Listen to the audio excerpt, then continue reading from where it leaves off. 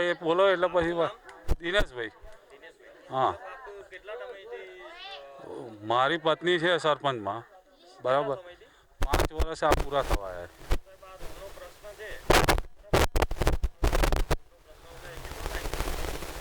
આ પ્રશ્ન તો આ રોડ બનવા ચાલુ થયો એટલે એમણે પ્રશ્ન ઉઠાવ્યો છે કે એ પ્રશ્ન એવો છે કે ભાઈ આ રોડ આ જગ્યાએથી ના બનવો જોઈએ, બરાબર.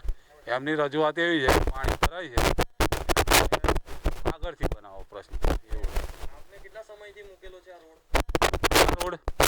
આ રોડ મેં 14મા નાણાં પંચમાં આ વર્ષનું જે આયોજન થયું ને એની અંદર મંજૂરી માટે મૂકી દીધેલો છે અને આ મંજૂર થઈને હમણાં આવ્યો છે.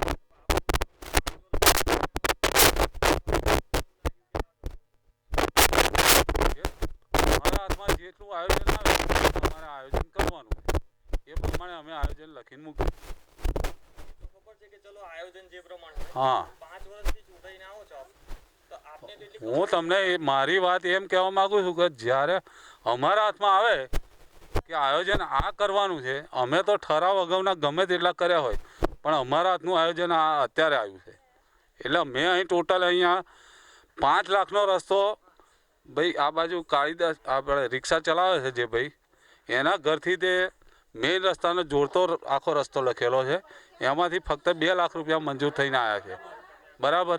અને મારો ટોટલ મંજૂરી મારી 5 લાખ રૂપિયાની માગેલી છે, બરાબર.